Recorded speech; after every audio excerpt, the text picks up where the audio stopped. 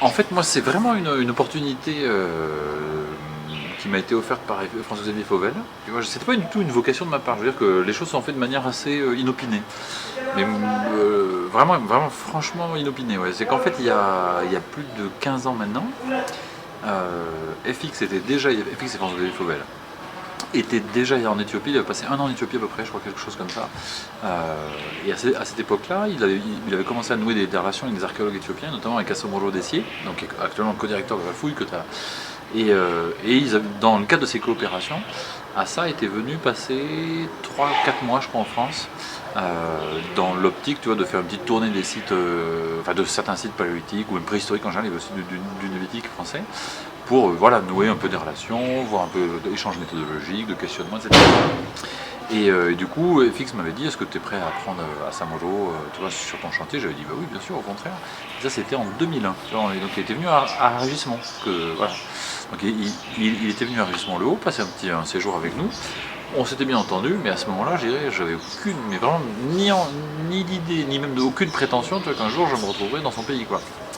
Et puis 6 ans plus tard, donc en 2007, entre-temps, là aussi, hasard de la vie, enfin, un hasard, c'est pas vraiment un hasard, mais en tout cas, je dirais une trajectoire qui n'était pas prévisible à l'avance. François Xavier se retrouve directeur du Centre français des études éthiopiennes à Addis Abeba.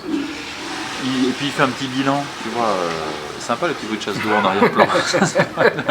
Et puis il fait un petit bilan, je dirais des missions en cours. Et il se rend compte qu'il n'y a pas tant de missions que ça sur la préhistoire. Il y en a, si tu veux, tu vois, bien sûr. Il y a des missions sur la préhistoire, notamment plutôt sur le néolithique, tu vois, des choses comme ça, ou sur du très ancien. Mais en gros,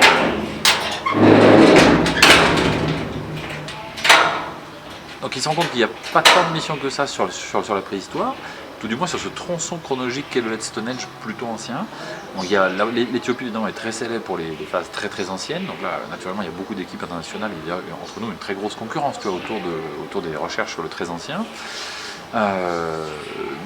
Il y a des choses sur le néolithique, tu vois, il y a plusieurs missions qui sont en cours depuis plusieurs années à ce moment-là, mais sur les phases en fait contemporaines du paléolithique supérieur en Europe, il y a très peu de choses.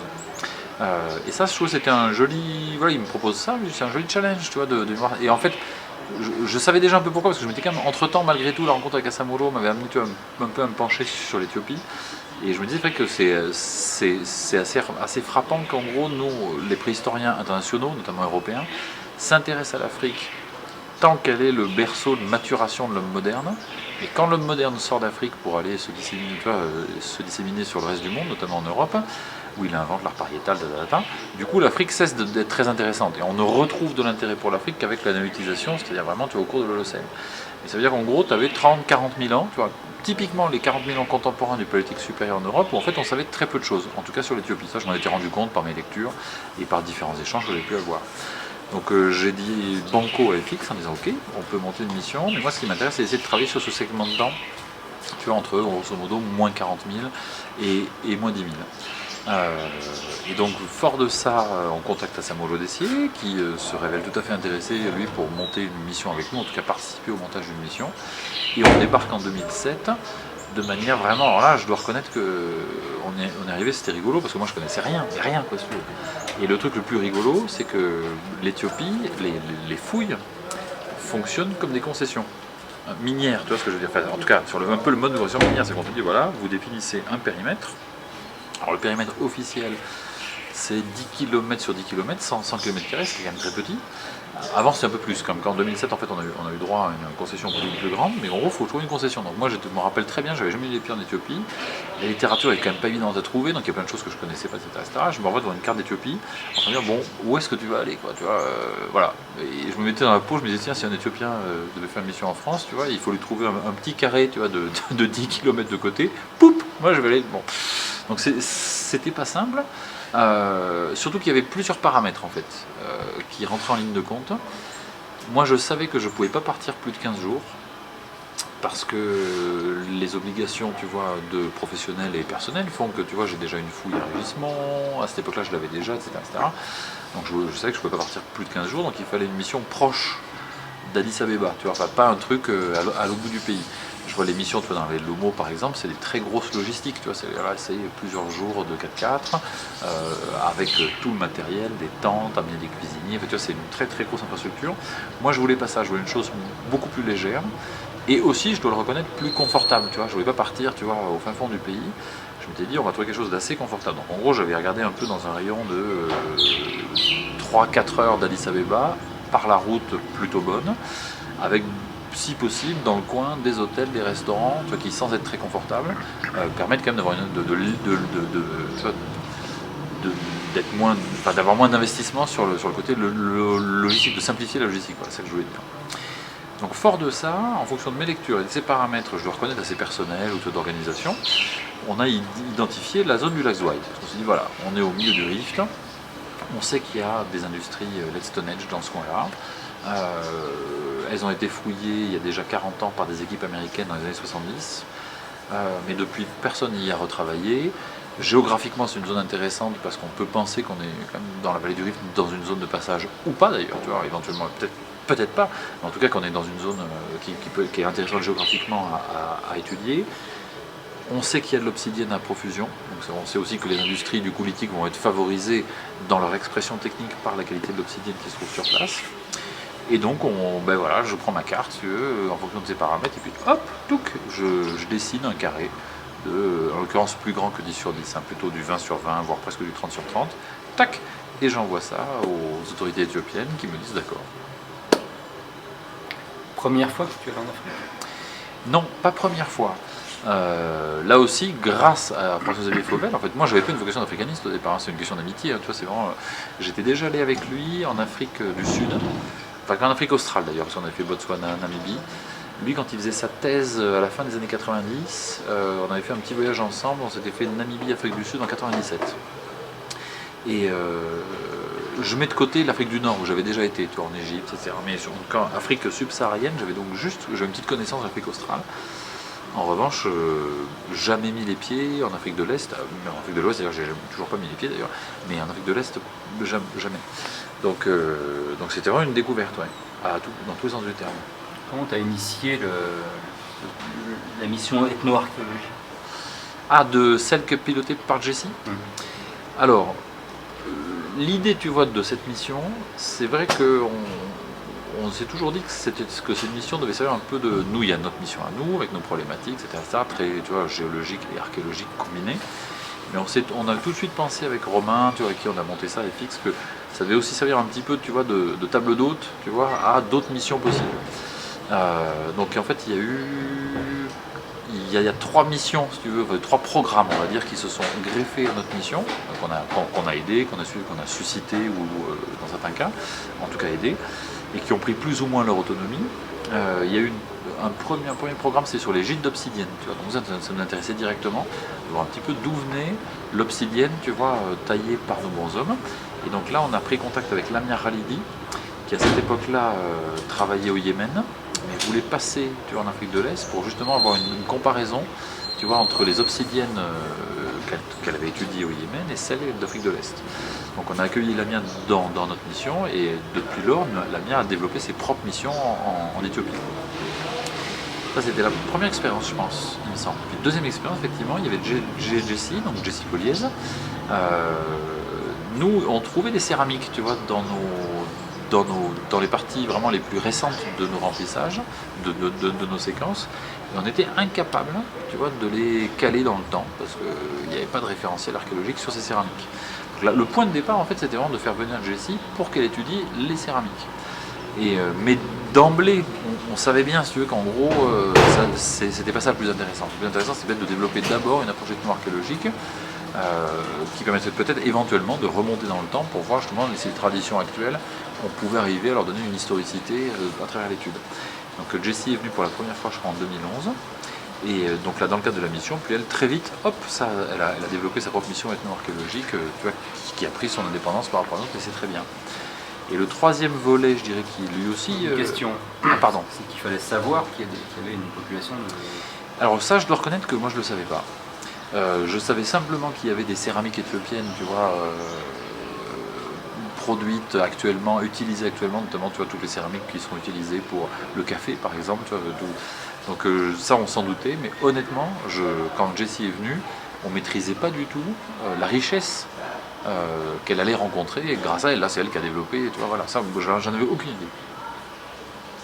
Troisième volet. Ah oui, troisième volet, c'est l'étude des lacs et des poissons. Donc ça c'est vraiment très lié à ce que nous on fait, c'est-à-dire qu'on trouve dans nos séquences à certains moments des économies qui sont tout parties, en tout cas minoritairement ou majoritairement liées à la pêche. Et donc là, on a développé avec Joséphine Le Sur du Muséum et maintenant Lucie Couder, doctorante à Jean Jaurès, un programme sur l'étude des lacs en essayant d'analyser les populations actuelles de poissons, là aussi pour faire des inférences en direction du passé. Donc ça, c'est pour ça que cette mission-là, il y avait notre mission géoarchéologique, puis hop, à côté, il y avait la mission sur l'étude des lacs avec l'établissement de référentiels à partir des populations actuelles de poissons. Donc voilà un peu l'état d'esprit, c'est que c'est aussi notre mission, elle a aussi vocation à initier d'autres. Peut-être, si tu veux, que plus tard, Lucie, c'est ce que je lui souhaite, développera sa propre mission, tu vois, sur l'étude des populations de poissons dans les bassins hydrographiques, dans les différents bassins éthiopiens, si ça se révèle intéressant et si elle a envie de le faire. Alors que des jeunes. Beaucoup de jeunes. C'est vrai que c'est vrai que c'est une mission très jeune. C'est pas, je dirais, tu vois, c'est pas une volonté, etc. C'est aussi lié un peu, tu vois, à des questions de démographie. C'est-à-dire que sur le Let's Stonehenge, en tout cas sur ces phases-là du Let's Stonehenge, on va dire tu vois, entre 40 000 et 10 000, en gros, il y avait deux équipes qui s'y intéressaient. D'ailleurs, on est très liés, hein, les deux équipes. L'équipe de David Pleurdeau, tu vois, qui lui fouillait du côté, enfin, dans le vers Godab Bouticha, le Port-Képi, etc. Et notre équipe, et dans les deux cas, c'est des équipes jeunes, parce qu'en fait, il n'y a pas d'anciens. C'est que sur ces thématiques-là, il n'y a pas d'anciens, en tout cas français. Il y a que des personnalités étrangères qui ont pu travailler et qui travaillent encore récemment sur ces questions, mais pas d'anciens. Donc c'est vrai que du coup, il a fallu repartir un peu à zéro. Tu vois, donc nous, on a bâti notre mission. On a fait venir des étudiants. Au départ, par exemple, Katia et Clément qui sont venus, ils étaient en master, tous les deux, en master 2. Et puis, nous, on ne pouvait que souhaiter de les voir continuer comme ils ont continué. Et je suis extrêmement heureux d'ailleurs de les avoir vus, tu vois, aboutir leur thèse, parce qu'il y en a une qui a soutenu Katia il y a déjà quelques années, Clément soutient dans 10 jours, mais à peine.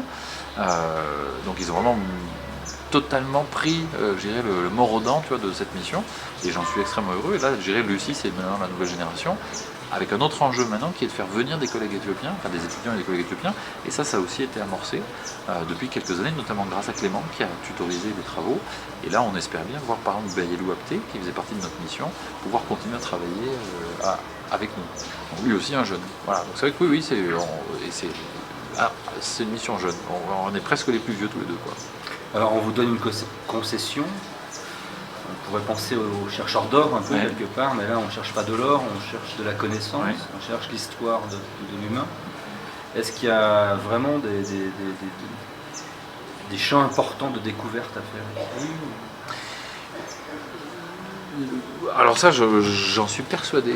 Je dirais que ce qui, pour moi, si je dois résumer les deux points qui m'excitent le plus, si tu veux, intellectuellement, sur ce qu'on fait ici, d'un côté, il y a quelque chose qui est pas propre à l'Éthiopie, tu vois, qui est une problématique plus générale intellectuelle. C'est la possibilité dans ce contexte-là de coupler géologie et archéologie avec un degré, tu vois, de résonance entre les deux qu'on n'a pas toujours la chance de pouvoir avoir. Ce que je veux dire par là, c'est que quand on lève nos séquences géologiques, par le fait même qu'on y retrouve, qu'elles sont faites de régression, enfin de transgression et de régression lacustre, au moment des régressions de paléosol, la séquence géologique livre des informations paléo-environnementales qui permettent vraiment d'aller assez loin dans la caractérisation des conditions de vie des populations qui vivaient là. Ce qui n'est pas toujours le cas. Tu vois, on en parlait ensemble, quand on fouille des sites paléolithiques par exemple en Europe, on a une idée très générale, tu vois, de l'environnement qui peut être les leurs, mais pas à ce degré de finesse, tu vois, justement, parce que là, on a la possibilité de développer une approche géo-archéologique à très haute résolution. Donc ça, c'est en Éthiopie, mais ça pourrait être n'importe où. C'est vraiment une démarche qui, moi, intellectuellement, me passionne. Ceci d'autant plus qu'on a l'aspect géoarchéologique du point de vue justement des transgressions et régressions lacustres. Donc là on est sur les grands systèmes, tu vois, d'évolution climatique, et on a en plus les catastrophes qui sont les éruptions volcaniques. Donc on a un peu, tu vois, ces grands changements environnementaux que sont d'un côté les variations climatiques, de l'autre côté les catastrophes, dont on peut essayer d'analyser l'impact qu'elles ont eu sur les populations humaines. Donc ça c'est vraiment intellectuellement quelque chose que je trouve très intéressant. L'autre aspect qui m'intéresse beaucoup, c'est le fait qu'on travaille un peu, c'est vrai, un peu comme nous, là on est dans un statut un peu de pionnier, tu vois, par rapport à la démarche. C'est-à-dire que là, encore une fois, on a fouillé, donc mettons, cette fois-ci, on a fouillé 4-5 sites principaux, plus 2, 3, on va dire, on était à 6-7 principaux. Cette année, on en a rajouté 2, donc on va dire on est à 10 sites qu'on a explorés. Sur les 10 sites, il y en a une majorité qui livrent des industries vraiment inédites, que pour l'instant n'avaient jamais été décrites en Éthiopie. Donc ça, je trouve que c'est quand même très, très intéressant intellectuellement de se sentir un peu pionnier dans la construction d'une chronologie des temps préhistoriques. Ça, c'est propre à l'Éthiopie pour le coup, mais ça nous renvoie une démarche, moi qui même d'un point de vue de la réflexion, même un peu, tu vois, historiographique, quand on repense à notre discipline, que je trouve vraiment intéressant. Alors tu disais justement sur le plan technique, c'est que dans la méthode, pour des raisons pratiques, on fouille un peu comme au début du siècle, mais on a plus de connaissances techniques, on fait moins de conneries, oui, c'est ça? Oui, alors, on fouille comme, disons qu'on a les mêmes questionnements qu'au début du siècle, mais on ne fouille pas de la même façon. Bon, les questionnements sont assez proches, mais la méthode est quand même pas la même.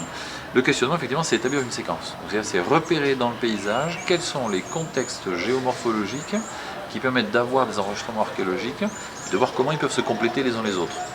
Donc nous, on a choisi en l'occurrence, tu vois, la plaine de la Bulbula, et puis cette année, les rochers d'Agadima, avec les abris qu'ils contiennent, en disant, voilà, on a deux contextes qui sont deux contextes géomorphologiques bien différents, qui peuvent livrer des informations pédosédimentaires et archéologiques, des chronologies différentes, pour plein de raisons, parce que c'est pas les mêmes types de sites, donc on peut penser que ça va être occupé de la même façon, éventuellement par les mêmes personnes, ou pas par les mêmes personnes, et aussi parce que la plaine de la Bulbula, elle, on touche des occupations qu'au moment où les lacs sont très bas, alors que le rocher d'Agadima étant plus perché dans le paysage, on peut toucher des occupations au moment où les lacs sont plus hauts, et le type se réfugie sur les points hauts, comme est le rocher d'Agadima. Donc ça, je dirais, c'est de ce point de vue-là, si en ce moment j'étais en train de dialoguer avec des préhistoriens d'il y a 100 ans, tu vois, avec Breuil, Piet, on aurait la même problématique. En revanche, la méthode est quand même pas tout à fait la même. Nous, on procède d'abord avec un travail géoarchéologique piloté par Laurent et Romain de très haute résolution du point de vue de la compréhension du paysage. Et au niveau des méthodes, on procède aussi par des sondages qu'on fait assez vite, c'est vrai, mais tu vois, nous, on met tout le paquet sur le tamisage. Donc, en fait, on fouille vite 1 mètre carré, hop, on le descend, et on tamise tout, on passe beaucoup de temps à trier. Tu as vu sur le terrain, d'ailleurs, il y en a un qui fouille et 3 ou 4 qui tamisent, puisque le but, c'est de récupérer l'exhaustivité du matériel passe par passe et de reconstruire des archéoséquences à partir de là, et de lancer ensuite des études, comme par exemple la thèse de Clément, qui exploite une partie des résultats qu'on avait obtenus au cours des précédentes missions. Donc de ce point de vue-là, c'est quand même une méthodologie qui n'est pas celle qu'on pouvait avoir il y a 100 ans, avec un degré une finesse de grain, tu vois, de la tranche temporelle, qui est évidemment beaucoup plus forte. On a donc vu qu'on lave ensuite les séries, qu'est-ce qu'ils deviennent ces objets? Alors, tout le matériel qu'on collecte, en tout cas presque tout le matériel, je vais donner une nuance dans un instant, évidemment part au musée national d'Addis Abeba. D'ailleurs, demain, la voiture est déjà chargée, le matériel est sur le toit de la voiture. Là, c'est Thomas Tchaché, notre chauffeur, qui s'est occupé de tout bien emballer, etc. Et demain matin, on prend la voiture et on va directement au musée pour déposer les collections au musée dès qu'on arrive. Ça, c'est un règlement éthiopien qui est que quand on part en mission archéologique, quand on rentre à la capitale, on va déposer directement les collections. Donc on va leur remettre les collections avec un listing de tout ce qu'on a trouvé, et hop, ce sera stocké au musée et rangé dans des meubles, dans la grande réserve, qui contiennent d'ores et déjà les collections qu'on a exhumées les années précédentes et qui seront complétées par celles de cette année. Les seules choses qui ne vont pas aller là, d'ailleurs ça fera partie des demandes qu'on fera demain, c'est quelques objets qu'on souhaite exporter vers la France, notamment des objets sur lesquels des matériaux sur lesquels on peut faire des datations. Et cette année, ça va concerner notamment des charbons sur lesquels on veut faire des datations radiocarbone. Avant de commencer à lancer des programmes de recherche sur des questionnements de dynamique de peuplement, etc., il faut d'abord construire la chronologie. Alors, ceci dit, on fait un peu les deux en même temps. On a bâti d'abord la chronologie, en tout cas on a commencé à bâtir une chronologie, on continue, tu vois, à la compléter à travers nos missions. On a déjà quelques problématiques plus générales en termes de dynamique de peuplement, qui nous ont d'ailleurs amené à monter un programme qui est financé actuellement par l'ANR, donc l'Agence nationale de la recherche, qui est consacré justement à la question des dynamiques de peuplement en Afrique, entre moins 30 000 et moins 10 000, et notamment autour d'un problème qui m'intéresse beaucoup, qui est cette question des vides et des pleins dans l'occupation de l'espace, autour du dernier maximum glaciaire, en tout cas ce qu'on appelle en Europe le dernier maximum glaciaire et qu'on appelle en Afrique plutôt le dernier grand maximum aride. Parce que quand il fait très froid sur l'échelle de la planète, évidemment, c'est vrai qu'il y a beaucoup d'eau qui est glacée, et donc il y a beaucoup moins d'eau en circulation. Donc par conséquent, ici il n'y a pas de glace, mais en revanche il y a moins d'eau en circulation, donc il pleut moins et c'est très aride. Et on se rend compte qu'il y a, en tout cas dans beaucoup de régions du monde, une discontinuité de peuplement entre des phases, on va dire, avant 25 000, pour faire simple, et des phases post-15 000. Il y a 10 000 ans, en fait, qui à l'échelle de la planète sont des 10 000 ans, en tout cas la planète telle qu'elle a été peuplée à l'époque, c'est en gros toute la planète sauf les Amériques, si tant est que les Amériques n'ont pas été peuplées avant, mais ça c'est l'objet de nos discussions dans laquelle on ne va pas rentrer. C'est une vraie discussion sur la continuité de peuplement, qu'on ne perçoit pas très bien en Europe, parce qu'en Europe, en tout cas du Sud, on l'aperçoit dans l'Europe du Nord, mais pas en Europe du Sud, on a a priori une continuité de peuplement, parce que franchement on est dans un peu des zones qui ont pu fonctionner comme bassin permanent, peut-être zone refuge entre guillemets, notamment j'ai un collègue, Joas Zuilao, qui dit à juste titre que sans doute il y a 20 000 ans, donc au moment du dernier maximum glaciaire, pour faire simple, je dis 20 000 ans c'est pour arrondir, l'Espagne est peut-être la zone la plus peuplée d'Europe. Et c'est très vraisemblable, effectivement, que les populations se sont tassées vers le sud, et qu'en Afrique, en revanche, elles se sont tassées dans la frange septentrionale pour celles qui étaient par exemple plutôt plus étalées en Afrique du Nord, ou dans toute la zone subsaharienne, dans des zones un peu refuges, dans lesquelles elles ont pu trouver des conditions de vie permettant de continuer à développer leur société et leur économie de chasse. Et ici, typiquement en Afrique de l'Est, on a très peu de données pour cette phase qu'on appelle l'OIS2, c'est-à-dire le stade isotopique 2. Donc on va dire là aussi, pour faire simple, entre moins 25 000 et moins 15 000, très peu de données. Et là, donc, on a monté un programme de recherche qui s'appelle Big Dry, le Grand Aride, consacré à essayer de comparer les données qu'on a pour la vallée du Rift et la vallée du Nil, parce que là en revanche il y a plus d'informations pour cette période-là pour la vallée du Nil, et de voir si on peut commencer à modéliser des dynamiques de peuplement autour de cette question de l'impact environnemental du dernier Grand Aride. Donc là on est déjà passé à une phase un peu de recherche de problématiques et de modélisation à plus grande échelle. Pour cette question-là, on a un autre moment qui nous intéresse beaucoup, c'est le moment des économies de pêche. D'où le sujet de Lucie Couder et sa présence avec nous.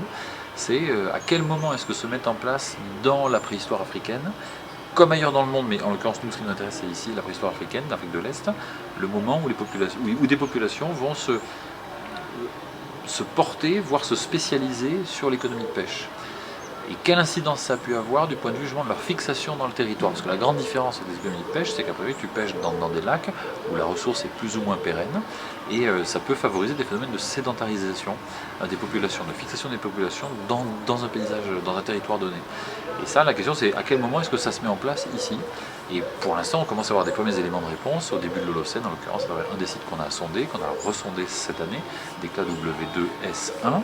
Et voilà une autre problématique qui nous intéresse, aussi pour tester, pour mettre à l'épreuve des grands modèles qui ont été proposés, disant que peut-être l'économie de pêche était soit un préalable, soit une alternative à la nullitisation. Préalable parce que du coup les gens se sédentarisent et que peut-être ça peut entraîner petit à petit des phénomènes qui les font basculer dans une économie de production et plus moins de prédation, ou alternative, c'est-à-dire qu'il peut y avoir la nullitisation qui se développe et des populations qui au contraire vont se spécialiser dans la pêche, quitte à entretenir des relations d'échange avec des populations agro-pastorales se développant. Donc ça c'est une problématique que je trouve très intéressante et sur laquelle on met également l'accent. C'est un peu les deux moments sur lesquels on essaie de creuser les données qui sont à notre disposition. On ne parlera pas du chien africain, mais bon... Ah non, ça c'est... Non, mais, voilà. On peut en parler. Parce que, non, mais je sais, non, mais pourquoi pas, mais non, la lumière... Je plaisante.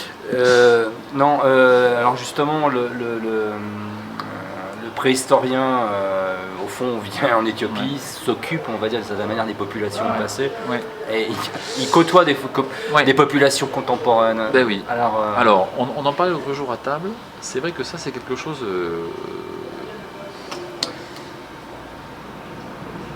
qui n'est pas si simple que ça, tu vois. En tout cas, moi je vis pas de manière très simple.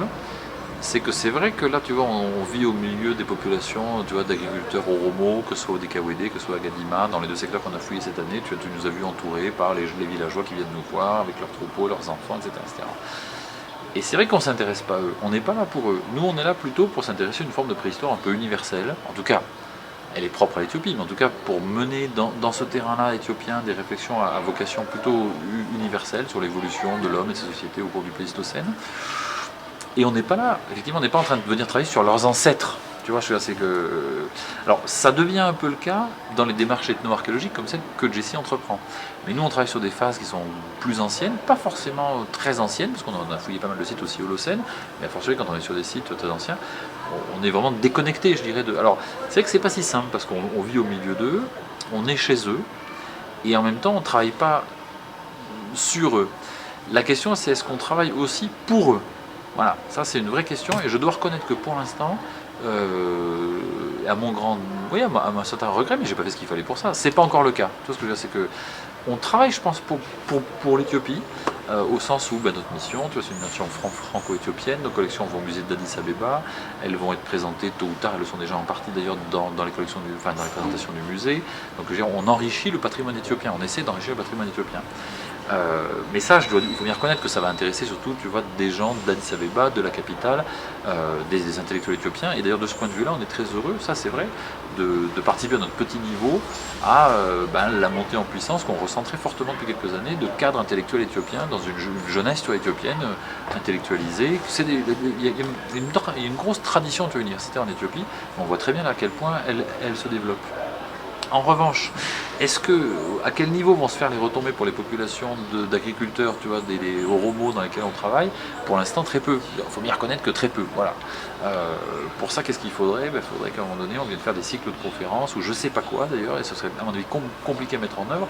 En plus, en oromo, parce que tu vois, beaucoup d'entre eux ne parlent pas amharique, et a fortiori pas anglais. Donc là c'est quelque chose qu'on n'a pour l'instant pas du tout envisagé. Donc on est effectivement chez eux, on ne travaille pas pour eux. La seule chose que je me plais à croire, mais j'en suis pas du tout certain, c'est qu'on représente un exotisme. À un moment donné, ils sont chez eux dans leur village, bim, ils voient débarquer un 4x4 avec des blancs qui descendent, avec des femmes qui sont assises à la place, tu vois, enfin, à l'avant, et qu'on représente comme ça, je pense, au milieu une grande curiosité. D'ailleurs, c'est pour ça qu'ils viennent nous voir, etc., etc. Peut-être que voilà, au moins, tu vois, cet exotisme-là n'est pas inintéressant pour eux. Mais ce qu'on disait l'autre jour à table, c'est que ça m'intéresserait vraiment qu'un anthropologue vienne travailler dans les villages où on a travaillé et enquête sur quel est l'impact de notre présence à certains moments parmi eux. Peut-être qu'elle est complètement nulle. En gros, voilà, on est juste rigolo, mais tu vois, on est des forains. Enfin, tu vois, c'est en gros, voilà, les forains sont passés et puis voilà, la fête est finie, quoi. Parce que pendant qu'on est là, c'est vrai que c'est rigolo, ils viennent nous voir. En plus, forcément, ils travaillent un peu pour nous, donc ils gagnent un peu d'argent. En fait, tu vois, il y a un petit peu il y a des liens économiques aussi qui se mettent en place. Puis on discute avec eux. Moi, voilà, avec les gamins, moi j'aime bien, on rigole, on chante, on siffle. Bon, on peut pas parler parce qu'on n'a pas la même langue du tout. Mais on a quand même quelques échanges.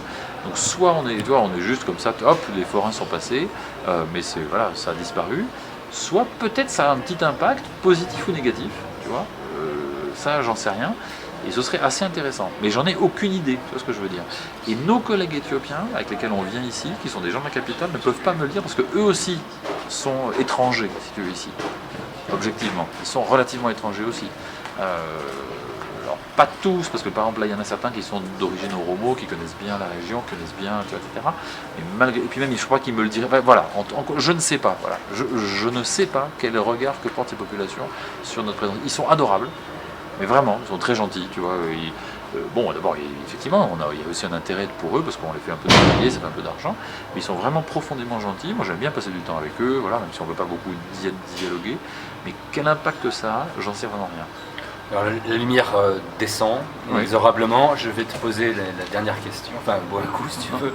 La dernière question. Tu dis, plusieurs fois, tu as dit go to school aux enfants. Ah oui. C'est le maître de conférence qui dit ça ou c'est l'homme? Ah non, là, c'est vraiment l'homme, quoi, tu vois. Non, mais le fait est, si tu veux, que ça, c'est aussi. Voilà, je sais qu'on est. Je ne suis pas chez moi ici. J'ai pas, moi, voilà.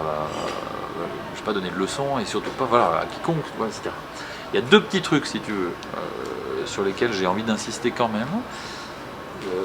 parce que je considère que c'est des valeurs dont je peux espérer qu'elles aient une universalité. Voilà, je reconnais que tu vois, et même c'est très important l'altérité des cultures, mais il y a quand même des éléments universaux pour moi, voilà, que je défends, au-delà de plein d'aspects, on ne va pas rentrer dans la politique, etc., mais c'est quand même le rapport homme-femme. On est quand même dans un pays où les femmes vivent dans un état de soumission fort, à fortiori à la campagne, par rapport aux hommes.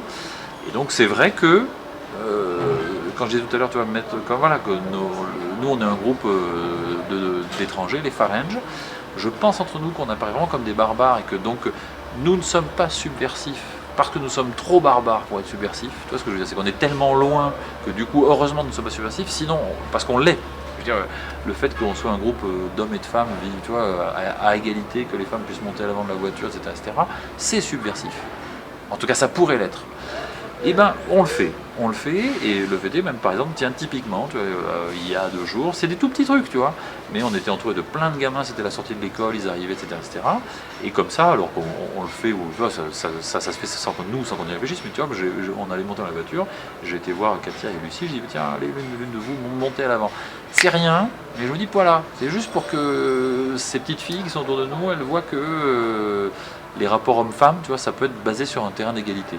Peut-être que je suis très naïf et peut-être un peu con de penser que ce tout petit geste peut avoir une quelconque incidence, j'en sais rien. En tout cas, il est sûr que là, il faut affirmer cette valeur-là et que notre petite façon à nous de l'affirmer en étant ici. Et l'autre valeur universelle, c'est l'école. Alors là-dessus, c'est facile parce que l'Éthiopie, c'est quand même un pays très éduqué. Tu vois, tous les gamins, tu as vu au fin fond des bleds, ils vont à l'école, ils apprennent l'anglais, etc., etc. Mais bon, là aujourd'hui, on a quand même vu plein qui séchaient parce que du coup, ils préfèrent venir voir les Faranges qui fouillent que d'aller à l'école. Donc forcément, moi, quand je vois un cahier d'écolier en train de faire l'école buissonnière, je dis non, go to school. C'est très important l'éducation. Voilà. Et je considère que ça aussi, c'est évidemment par là qu'ils vont s'en sortir. Et c'est pas du politiquement correct de dire que je suis à peu près convaincu que c'est par l'école et par les femmes que l'Éthiopie va s'en sortir de mieux en mieux. En tout cas, c'est vraiment une voie qu'il faut qu'elle exploite au maximum. Donc voilà un peu, tu vois, les petits éléments. Par exemple, quand on voit les gamines, tu vois, qui portent l'eau, etc., et leurs petits frères qui, eux, en font pas grand-chose, oui, ça m'énerve. Voilà, c'est... Good afternoon. Thank you very much. Good afternoon. Salam alaikum. Donc tu disais, quand on voit les... Et ben voilà, tu vois, c'est arrivé 1 ou 2 fois. Tu vois, d'habitude, moi je me mêle jamais de leurs histoires, mais une fois, j'ai vu une petite fille, tu vois, c'était pas une mission il y a 5-6 ans, une petite fille qui portait de l'eau, tu vois, comme une mule, voilà, avec son frère, pas plus vieux, un peu plus petit, qui avait son espèce de badine ou son fouet avec lequel, tu vois, il fouette les ânes, etc. Et il mimait de fouetter sa sœur. Voilà, évidemment, je l'ai engueulé, le gamin, si tu veux. D'accord, je suis chez lui, d'accord, j'ai rien à dire, sauf que là, non. Voilà, moi j'ai pas, voilà, je dis ça. Ça n'a sûrement aucune incidence, mais c'est mieux que de faire comme si ça, tu vois, comme si de rien n'était, quoi. Voilà, c'est les seules choses. Alors j'ai demandé à tout le monde, dis-moi quelques mots en amharique. Alors je connais un seul mot, je crois, c'est au plat que je commande jamais, mais c'est assez rigolo, c'est Enkula la kuch, je trouve ça rigolo, tu vois, la sonorité est quand même assez marrante, ce qui est. Amasser, putain, je suis totalement Genalo. Amasser Genalo, merci. Et puis sinon, qu'est-ce que je connais dans le coin avec les enfants, Baka. je reviens à ça. Money, you, ça voilà. Ah, c'est pas de la marque. Mais non, je suis totalement nul, je reconnais. Tu vois, Baka. Ouais, Baka. Eshi Baka, sache que voilà, Eshi veut dire Baka. Bah, en gros, voilà, allez, maintenant c'est fini, quoi. Yelam, voilà, non mais je sais rien dire, je suis totalement nul. Eché Baka.